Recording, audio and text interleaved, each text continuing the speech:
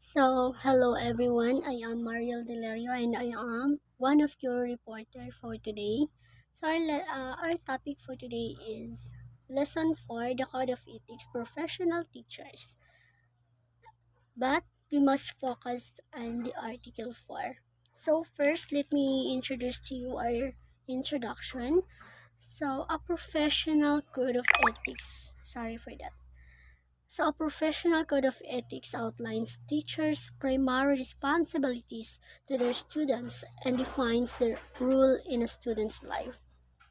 So, we, as a future educators, we must demonstrate the impartiality, the integrity, and the ethic behavior in the classroom, which is whether the virtual class or in a personal class or the face-to-face class. So as a future educator, as educators, we must be responsible. We must be prepared for everything. So next is our, our main topic, which is the Article 4, the title, A Teacher or the Teacher in the Profession, or the relationship of teachers and the teaching professional, or the teaching profession. So we have five section. First is section one. Syempre. So section one. Section one tell us that every teacher shall actively help ensure that teaching is the noblest profession and shall manifest genuine enthusiasm and pride in teaching as a noble calling. Teaching really is not a lucrative position. No one really gets financially rich in the teaching position, but we might be rich when it comes relationship. Since no one gets financially rich in the profession, it still is a noblest profession. It's a noble calling. Not everyone can be a teacher because not everyone called to be a teacher. So teaching is a vocation. We are called as a future educator. We are called to be a teacher and we are called to perform a particular mission in that is to educate the young minds or the young of minds rather. In that first say would make teaching the noble profession. There was a story, and that story wherein everyone is lining up in heaven. We have the lawyer, the doctor, the nurses, police, and the last in the line is a teacher. So everyone is already get in, and the last one, San Pedro asked the teacher, because she or he is the last one. San Pedro asked the teacher, why you should enter the gate of heaven? Then the teacher state, or ang teacher ning tubag, diba? All those person that you let them in are all my students. And so, San Pedro let the teachers come in. So as you can see, we are the one. So because we are the future educator, we are the one who guide a person individuals to be on that stages. Si dili sila maabot kung unsa sila karon kung wala ta or wala ang mga teacher. Kaya na makabot ba sila og engineering, teach nurses, doctor, kung di sila magagi sa atua. So syempre, sa atua. So syempre, teacher jud ang magdala sila sa stages kung asa sila gusto o sa profession kung asa sila gusto. Excuse me. And that's someone in the society. We are the one to motivate, who nurture individuals so that unlock their potentials. In that way, that is one of the noblest job. So that's the noblest job, to motivate and to nurture individuals and to unlock their potentials. When we say a teacher is a teaching career is not a lucrative position. That's what I said earlier. And also, Section 1 states that shall manifest genuine enthusiasm. So, we must always be happy, those things happily joy, because in that way, we inspire and we aspire as a best person. We inspire those children in the classroom. And the last is we have pride in teaching as a noble calling. We should never associate the just being a teacher, because a teacher is not just a teacher. We are the future professionals. We are the professions who cultivate, who can produce other positions. So don't say just. Kay kita teacher, dili lang kay kita isa ka teacher. We also the second parents of our students, to our fellow students.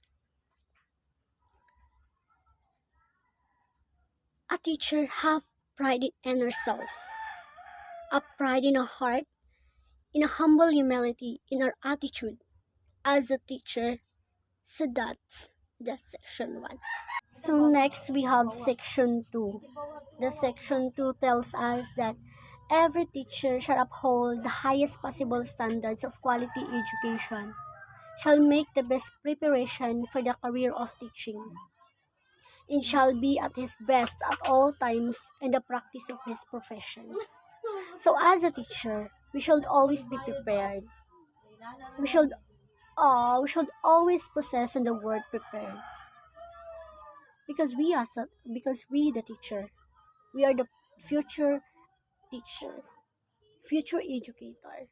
So we need to be prepared for everything. Not all just in lessons, but also in ourselves. And also, we need to be ready to hold those highest possible standards of quality education. Because as a teacher, we don't share information that are just a got or we get yet from the resources that are not verified. Because most of the teacher we knew really do that. Verified information for that case from the TikTok, from a vlogger, or from a incomparison video. But without truly search the facts, wala sila nag-search sa tama na informasyon. So kita as a teacher, kita may role model. So kita mismo muhatag tamang informasyon o be a good example for our fellow students. So excuse me. So we have 4 processes that we need to overcome for us to be called professional. And so that the preparation for the career of teaching, the preparation or the career of teaching, the preparation of trainings. We need to be trained, and also we need to attend seminars. We need to listen to those who are in fields for how many years. We need to absorb information to those who have experienced the best in this profession. In that way, we are ready, or we are getting ready as a teacher, and we have already prepared the teaching career. and we shall be at his best at all times in the practice of his profession. When the moment we enter the classroom, you are the best person. You are the best person and shall be the best person in front of your student. You practice your profession. You need to practice your profession always at your best, because the moment that you will give some standard in teaching who affects your students and your learners. As a teacher, as a future teacher, we should always give them nothing but the best, as they say. So to be able to give them the best, for short, we always need to be ready. So next is the section 3.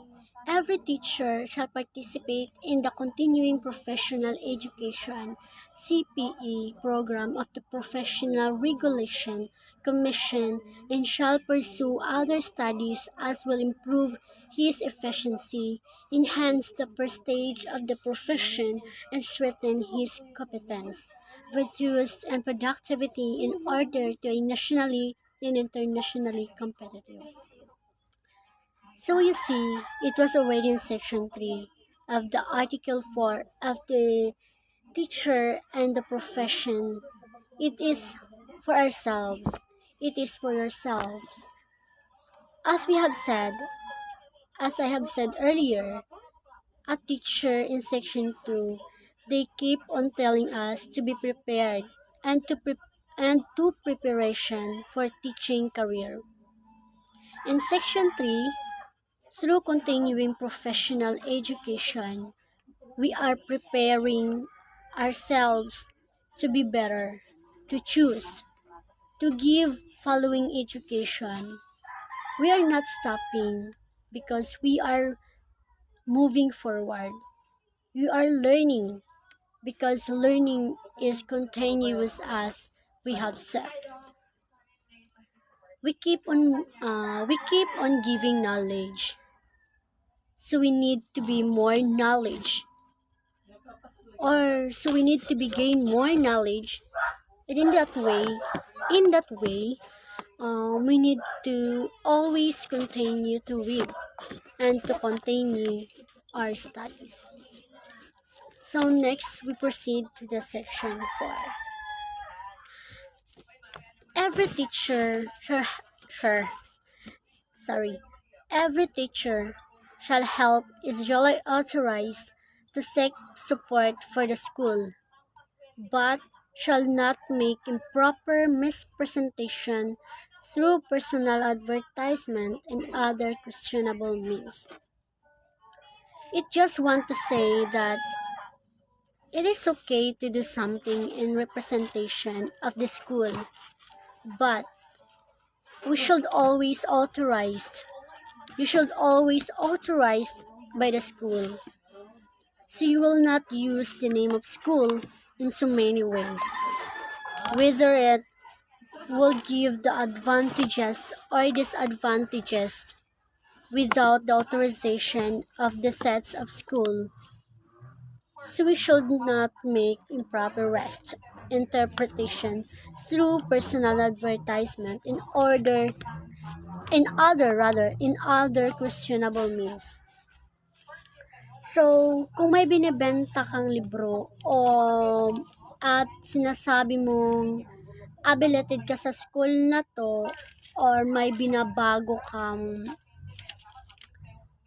affiliated sa intact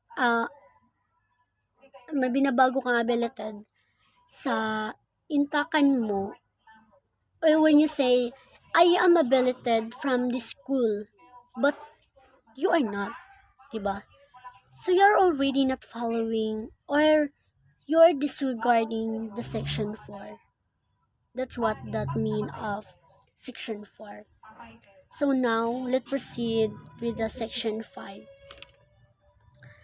So now we have the section 5, the last day, and the section 5 states that every teacher should use the teaching profession in a manner that makes it a dignified means for earning a decent living. So, as a professional teacher, it's okay to have businesses, to have other means of earning. So, sama sa gingon ni Ma'am, nakalimot ko pinsa to siya, Ma'am Laurel, bato siya. Sama siyang giingon, kung kita sa naka-teacher, dapat naputay lang yung pagkakitaan. Like, kung teacher na ta, naputay sariling business sa um, mga isdaan or kanang tilapyahan, punong or something nga nakigulayan, ng something nga mamaligya kang maruya to earn more money, diba? But bisan pag natay mga business, we should always remember to have that any addition, make sure it is decent. The manner that makes dignified, always dignify the teaching profession. We are as a being teacher, as we are being related to that position, we should always make sure that we are act accordingly and those things accordingly and accordance with being decent and being ethical. Because once you are a teacher, you'll always be a teacher, no matter what. No matter what will go, no matter what you do, no matter what you wear or dressing. Because it is not like with other position, with the moment that they will take off or ginahubo na nila ilang mga dresses or ilang mga uniforms like sa doctors, nurses, and yes, they are no longer that job or profession. Unlike us, we always carry being a teacher. Biskan pag nanata sa balay, teacher lang gihapon ta. Biskan pag matutag laing nasod, teacher lang teacher lang gihapon ta. Because we are professional. Diba? So that I think that's it for our Article 4, which is consists with 5 section. The Article 4 state the teacher and the profession. That will be all. Thank you and God bless.